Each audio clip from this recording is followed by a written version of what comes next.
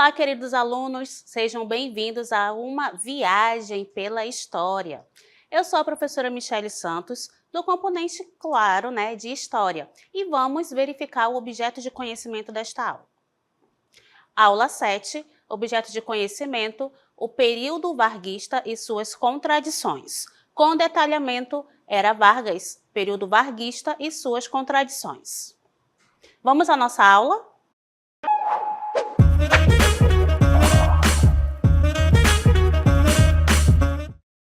Queridos, estamos aqui no Forte de Copacabana, localizado no Rio de Janeiro. Esse forte ele foi bem emblemático num momento que a gente chama de tenentismo. Esse forte ele foi construído ao longo da história do Rio de Janeiro com a finalidade de proteger o território de possíveis ameaças. Então, nós temos aqui o palco do tenentismo. E o que foi o tenentismo, professora? Foi um movimento político-militar brasileiro que se desenrolou entre as décadas de 1920 e 1930. Foi protagonizado por jovens oficiais, principalmente tenentes, por isso o nome do movimento é chamado de tenentismo, que estavam insatisfeitos com a República Oligárquica. Esse movimento foi inspirado por ideais nacionalistas, democráticos e socialistas. Esses militares buscavam o quê? Romper com o sistema político vigente, marcado pela fraude eleitoral, corrupção e controle das elites agrárias. Aquele momento ali que nós temos ali a política dos governadores, a política do café com leite, em que a política brasileira estava ali nas mãos de grandes proprietários rurais, E em esfera nacional, nós tínhamos ali a predominância de paulistas e mineiros no governo federal. Por isso que o nome é dado a esse momento aí da República Velha também ser chamado de política do café com leite. Então, diante desse cenário, nós vamos observar que muitas pessoas estavam insatisfeitas, dentre eles os jovens oficiais que eram os tenentes, dando início aí ao tenentismo. Vamos verificar quais eram os objetivos do tenentismo. Olhem só. Um dos objetivos, o combate à corrupção e a promoção da justiça social, a ampliação da participação popular na política. Então, olha só, o que eles queriam de fato? Queria ter uma maior representatividade, queriam participar de fato da política e para isso eles precisavam ter representantes que defendessem seus ideais, mas para isso deveria ter o quê? Uma abertura política para essa acessibilidade. Outro objetivo que eles pretendiam, era uma maior participação do exército na política.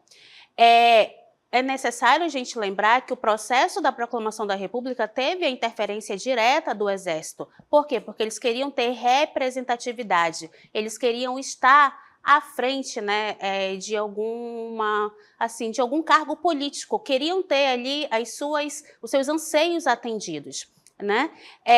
Outra coisa também que os tenentistas buscavam era o fim do voto de cabresto, que era uma prática de coação eleitoral ocorrido principalmente nas áreas rurais do Brasil, em que o coronel, que era justamente um grande proprietário de terra, acabava ali oferecendo benefícios para os eleitores, para que eles pudessem votar no candidato indicado pelo coronel. Observem só, o candidato indicado pelo coronel. Nem sempre esse coronel era o político de fato, mas alguém que ele apoiava que iria, claro, defender seus direitos na política, ok? E outro objetivo também que nós podemos observar é a defesa de reformas sociais e econômicas, visto que estava tudo nas mãos ali de grandes latifundiários, certo? Então, vamos verificar agora os principais eventos do movimento tenentista.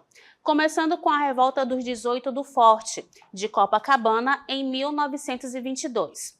Foi a primeira insurreição tenentista, liderada por jovens oficiais no Rio de Janeiro. Nesse momento, nós vamos observar aí o protesto contra a posse de Arthur Bernardes como presidente. Aqui vocês observam a marcha para a morte. E eu tenho aí a figura de Eduardo Gomes, que foi um desses tenentes que estava nessa revolta dos 18 do Forte, ok? Continuando, Esses 18 oficiais e praças decidiram marchar pelas ruas de Copacabana, no Rio de Janeiro. Claro que é considerado aí uma missão suicida, né? Porque imagina, 18 jovens marchando pela cidade e do outro lado vindo várias forças militares contra eles nesse movimento que eles estavam ali querendo defender seus interesses. Dentre esses 18 oficiais, nós temos 2 que estavam entre os rebeldes e foram sobreviventes a esse levante, que foi justamente Siqueira Campos e Eduardo Gomes, ok?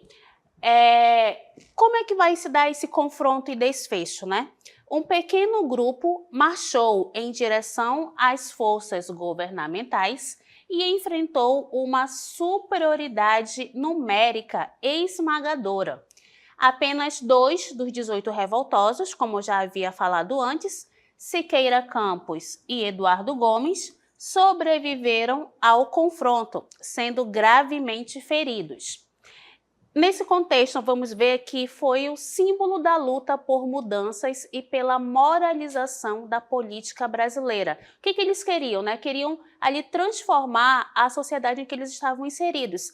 Através de quê? Através de mudanças, né? E também da moralização da política, visto que ela estava ali imersa a vários momentos ali de corrupção, que são comprovados justamente pela presença do voto de cabresto, pela presença da política dos governadores, pela política da salvação. Então, todos esses fatores envolvendo aí a política precisava ser transformado, certo? Então, os revoltosos foram vistos como mártires pela causa republicana e inspiraram outros levantes tenentistas ao longo da década de 1920. Observem só que nós vamos ter a Comuna de Manaus em 1924, que foi reflexo desse movimento tenentista. Então, o que vai acontecer aqui em Manaus? Descontentamento político. As elites locais dominavam a política e a população enfrentava o quê, né? Condições econômicas difíceis, ou seja, a economia da região ela estava ali passando por um momento delicado. Mas por quê? Porque não havia ali uma boa administração, visto que as elites locais buscavam sempre ser beneficiada em prol à maioria da população. E eu tenho aí uma influência tenentista dentro dessa comuna de Manaus.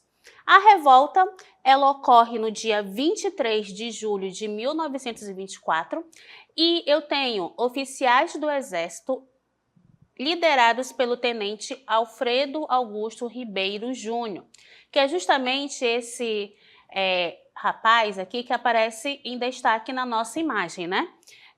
Se levantaram contra o governo estadual do Amazonas. Temos aqui a tomada de Manaus, que controlaram importantes pontos estratégicos, incluindo o quartel-general, a sede do governo estadual e os serviços públicos essenciais. Ou seja, né, esses pontos importantes eles eram bastante estratégicos no contexto para que pudesse haver uma revolta, pudesse haver ali uma transformação em Manaus. Então, eles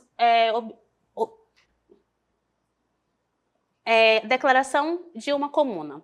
Inspirados pela ideia de autogoverno e justiça social, buscando implementar um governo provisório que atendesse às demandas da população e combatesse a corrupção e os abusos das elites locais. Observem que essa comuna, ela tinha o objetivo de quê? De transformar justamente a política, de transformar ali questões econômicas e sociais que estava presente em Manaus. Então, após essa declaração da comuna, nós vamos observar a reação do governo federal. O presidente Arthur Bernardes, que era o presidente do Brasil, reagiu rapidamente para reprimir a revolta. Derrota dos revoltosos vai ocorrer, né, pelas tropas federais e a Comuna de Manaus foi desmantelada, ou seja, ela foi desfeita. E muitos dos líderes do movimento foram presos, exilados ou sofreram represálias.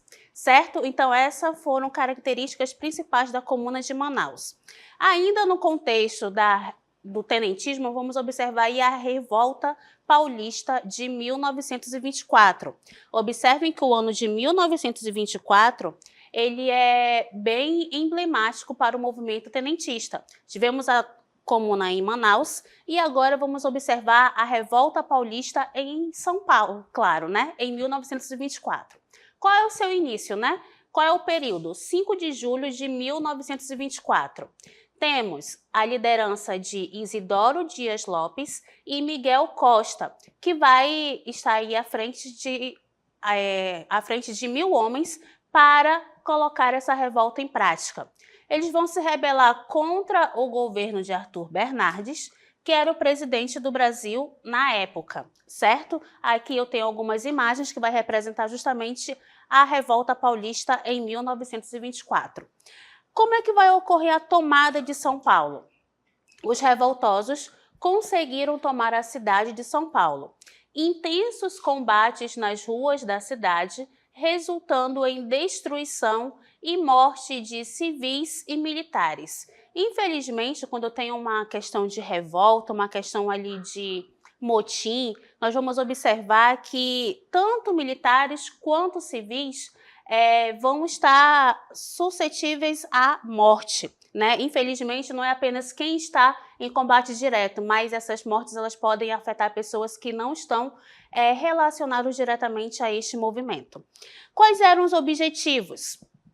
Os líderes tenentistas buscavam depor o governo de Arthur Bernardes, implementar reformas políticas e sociais e desejavam criar um movimento nacional de insurreição. Observem que não ficou apenas restrito a Manaus e a São Paulo, né? Estamos vendo aí que havia ali vários territórios que poderia aderir a este movimento, né? A intenção era justamente com que esse movimento fosse generalizado, fosse colocado aí em todo o território brasileiro.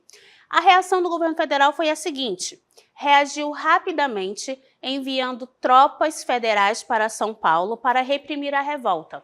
Após semanas de combates, as forças governamentais conseguiram retomar o controle da cidade em meados de julho de 1924. E nesse contexto, os revoltosos vão acabar fugindo. E após a derrota em São Paulo, os líderes tenentistas fugiram e se dispersaram. Alguns deles, como Luiz Carlos Prestes, participaram posteriormente da Coluna Prestes, né? Olha só, lembra que eu acabei de falar que o objetivo deles era fazer com que essa revolução, essa revolta, ocorresse em todo o território nacional. Então, dentre os líderes do movimento tenentista, né, Luiz Carlos Prestes vai participar posteriormente do que a gente vai conhecer como Coluna Prestes, uma marcha de resistência que percorreu o interior do Brasil entre 1925 e 1927. Em relação à Coluna Prestes, observem só agora, né? Nós temos aqui o período 1925 a 1927, em que vai ter a fusão das forças rebeldes. O que seriam essas forças rebeldes, né? Seriam duas forças, a do Rio Grande do Sul, liderada por Luiz Carlos Prestes, e a de São Paulo, liderada por Miguel Costa. E qual é o objetivo dessa coluna, né, da Coluna Prestes? Percorrer o interior do Brasil para denunciar a corrupção e as injustiças do governo, inspirar a população a se revoltar e pressionar por mudanças políticas e sociais. Olha só, eles queriam fazer essa modificação, colocar nas pessoas a ideia de que era necessário e que eles poderiam modificar a sua realidade. Mostrar para eles que através de uma manifestação, através de eles realmente brigarem por melhorias de vida, econômicas e sociais, eles poderiam sim alcançar essas transformações, essas mudanças, certo? E qual foi o percurso dessa coluna, né? 25.000 quilômetros pelo interior do Brasil atravessando 13 estados. Esse foi o percurso, né, da coluna Prestes, que ocorreu aí durante 2 anos. Qual era o objetivo dele? Fazer com que esse movimento acabasse aí inspirando a população civil.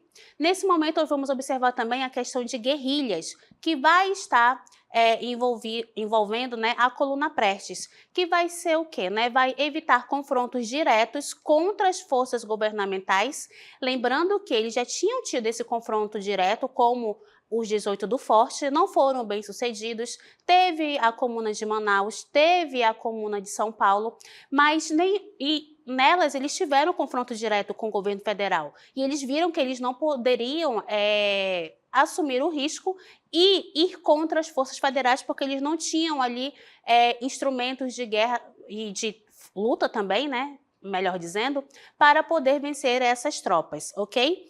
Então, eles vão se movimentar rapidamente, dificultando a captura pelas tropas governamentais. O que isso quer dizer? Eles estavam à frente desse movimento, a tática de guerrilha era justamente eles fazerem ataques rápidos, mostrar para que eles estavam ali, para poder conseguir adeptos ao movimento tenentista. Nesse momento, eles vão ter o apoio popular, vão encontrar apoio em várias comunidades rurais, que vai fornecer alimentos, abrigo e informações sobre as movimentações das tropas inimigas. Isso é muito importante para eles poderem calcular os próximos passos deles, certo? E quais são os impactos e a consequência, né, dessa comuna, né, desse levante, né, da coluna Prestes? O impacto vai ser o quê? A falha em derrubar o governo, eles tentaram derrubar o governo, mas não conseguiram, vai se tornar um símbolo de resistência e luta pela justiça social e pela moralização da política brasileira. Eles não conseguiram derrubar o governo, mas eles conseguiram dar o recado. Qual era o recado, né? Estamos aqui, vamos fazer resistência e nós podemos sim lutar pela justiça social. Nesse momento também, Luiz Carlos Prestes vai ganhar notoriedade na política brasileira. E esses movimentos vão contribuir para o clima de insatisfação nacional que vai culminar na Revolução de 1930, que vocês vão saber depois o que foi essa revolução. Lembrando que tudo é um contexto, ok? E vamos lá verificar aí a Revolução de 30. Qual é o contexto histórico? Descontentamento com a política do café com leite, impacto da quebra da Bolsa de Nova York em 1929 na produção cafeeira brasileira. O movimento tenentista também vai ser um contexto histórico para essa revolução. Quais foram as causas imediatas? As eleições de 30, com Washington Luiz, paulista, apoiou a candidatura de Júlio Prestes, que também era um outro paulista, contrariando o acordo informal de alternância no poder. Observem só, ainda nesse período de 1930, ainda estava em vigor a política do café com leite. Logo, o Washington Luiz deveria indicar e apoiar um candidato mineiro. Só que ele quebrou aí o protocolo e indicou um outro paulista, que era Júlio Prestes. E claro que isso vai ter um problema gigantesco nesse momento das eleições de 1930. Vamos observar também as fraudes eleitorais, denúncias e fraudes e manipulações, né? Por conta do quê? Do voto de cabresto.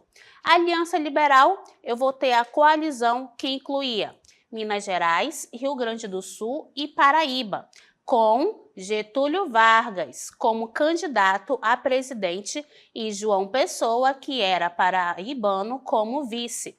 Então, observem só que, por conta dessa indicação aí do Washington Luiz, para um paulista, os mineiros também buscaram ter apoio. E o apoio dos mineiros foi quem? Com os paraibanos e também com o Rio Grande do Sul. Aí eu vou ter um representante gaúcho, que é justamente na figura de Getúlio Vargas, e do paraibano na figura de João Pessoa, ok? Nesse contexto, observamos também o assassinato de João Pessoa, em julho de 1930, que vai servir como catalisador para a Revolução. Embora o assassinato não estivesse diretamente relacionado à disputa política, o que vai acontecer? João Pessoa, ele era vice de Getúlio Vargas. E por conta de problemas na própria região onde ele morava, né, por conta de desafetos políticos na região paraibana, ele foi assassinado. E aí o governo federal, né, durante esse processo eleitoral, aproveitou a situação e colocou a culpa do assassinato na oposição política a Getúlio Vargas. E isso vai ser ali o pontapé inicial para a revolução, para a derrubada desse processo aí da República do Café com Leite e a implantação de uma nova forma de governo, ok? Início da revolução vai acontecer no dia 3 de outubro de 1930. Começou a revolta armada. As forças rebeldes, lideradas por Vargas, começaram a marchar pelo Brasil. Isso vai culminar em quê? Na deposição de Washington Luiz, em 24 de outubro de 1930. Washington Luiz foi deposto por um golpe militar. E no dia 3 de novembro, Getúlio Vargas chegou ao Rio de Janeiro. Por que Rio de Janeiro, professora? Porque era a capital do território até então, ok? E assumiu a chefia do governo provisório. E aí eu tenho o fim da Primeira República com a deposição de Washington Luiz, que vai marcar o fim desse momento, né, dessa Primeira República no Brasil, e vai iniciar o que nós conhecemos como a Era Vargas, com a figura de quem? De Getúlio Vargas assumindo a presidência do país, e ele vai entrar no governo através de um governo provisório, que é justamente para fazer essa transição de governo. E, de acordo com a história, né, essa primeira parte do governo de Vargas dura aí 4 anos, vai de 1930 a 1934. E quais foram as primeiras medidas tomadas por Vargas?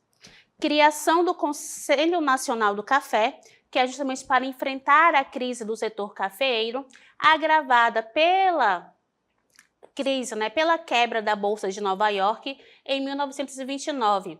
Vargas cria o Conselho Nacional do Café, que controlava a produção e os estoques para estabilizar os preços. Outra medida tomada por Vargas neste momento é o Ministério do Trabalho, Indústria e Comércio, de 1930, que vai ser responsável pelas primeiras medidas trabalhistas no país, que vai resultar no quê? Na jornada de trabalho de 8 horas semanais, de 8 horas diárias, descanso semanal remunerado e também do salário mínimo. Outra medida tomada por ele é o Código Eleitoral de 1932, que vai instituir o voto secreto, universal masculino e feminino, um marco na história da democracia brasileira. Outra medida também tomada vai ser a legislação trabalhista. Durante o governo dele vai ser introduzida diversas leis que vai beneficiar os trabalhadores, com direito a repouso semanal e instituição de férias anuais remuneradas.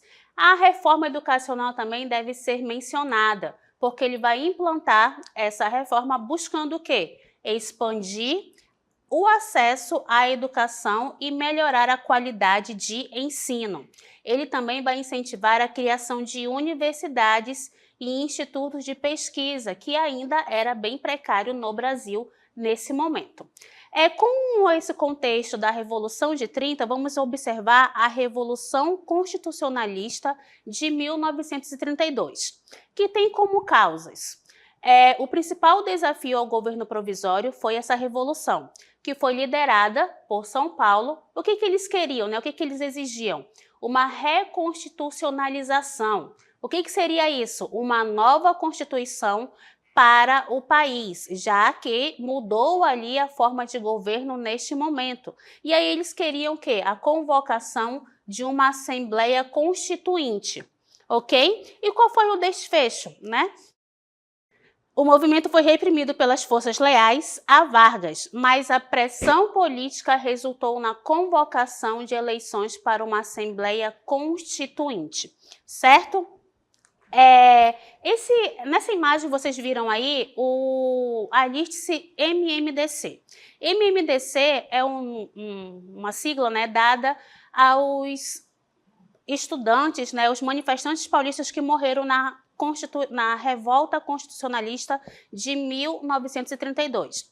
Quais eram os nomes? Martins, Miragaia, Drauzio e Camargo, que foram mortos durante esse movimento da Revolução Constitucionalista, certo?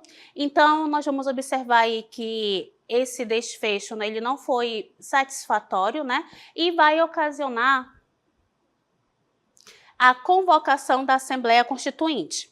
Em 1933, que foram realizadas eleições para a Assembleia Nacional, que teve a tarefa de elaborar uma nova Constituição para o Brasil. E essa nova Constituição é a de 1934, que foi promulgada no dia 16 de julho de 1934, que estabelecia um regime semipresidencialista, introduzindo várias inovações como o voto secreto e obrigatório, a criação da justiça eleitoral e a ampliação dos direitos trabalhistas. Observem agora que nós vamos mostrar aqui para vocês as principais características dessa Constituição, como, por exemplo, a sua promulgação com as eleições constituintes em 1933 e a sua promulgação em 16 de julho de 1934. As suas características quais serão? Presidencialismo, voto secreto e obrigatório e a criação da justiça eleitoral. Direitos trabalhistas também vai ser uma característica dessa Constituição, como férias remuneradas, descanso semanal, jornada de trabalho de 8 horas diárias, tá? Educação. Educação primária e pública e a criação de instituições de ensino superior. E dentro da política, nós vamos observar aí a questão do federalismo, a autonomia estatal e também interventores estatais que vai representar justamente o que nós conhecemos hoje como governadores. E qual é o impacto e legado dessa Constituição, desse momento aí da história que vai levar Vargas ao poder, né? Desse momento aí do governo provisório? Vai ter a transformação do Estado brasileiro, início de uma transformação profunda do Estado brasileiro com maior centralização do poder. Além disso, vamos observar o fortalecimento dos direitos trabalhistas, que já veio aí justamente daquele processo da greve de 1917, em que os trabalhadores ali pararam as suas atividades nas indústrias brasileiras para buscar o quê? Benefícios para a sua jornada de trabalho. Vai estabelecer direitos que beneficiaram os trabalhadores e reforçando o papel do Estado na regulação das relações de trabalho. E também vamos observar o precedente para o Estado Novo, em que as medidas de centralização e controle adotadas por Vargas estabeleceram um precedente que seria ampliado durante o Estado Novo. Então, observamos aqui que houve esse processo de disputa eleitoral federal nas eleições de 1929 e 1930, que a crise econômica estabelecida pela quebra da Bolsa de Nova York vai abalar o Brasil por conta da exportação do café. Por quê? Porque o principal consumidor do produto do café brasileiro é justamente os Estados Unidos. E por conta dessa crise econômica estadunidense, vai ser refletida também no nosso território. E isso envolto ali a problemas sociais, né, a questão dos tenentes querendo maior representatividade, a população também querendo melhorias de vida, se apoiando muitas vezes nesse movimento tenentista, vão buscar também melhorias. Infelizmente, naquele momento eles não vão conseguir ter uma representatividade maior, mas já vai ser ali o início de mostrar que a população unida poderia sim ocasionar, pode sim conseguir melhores condições de vida de acordo com as suas necessidades. Então, esta foi a nossa aula e até a próxima!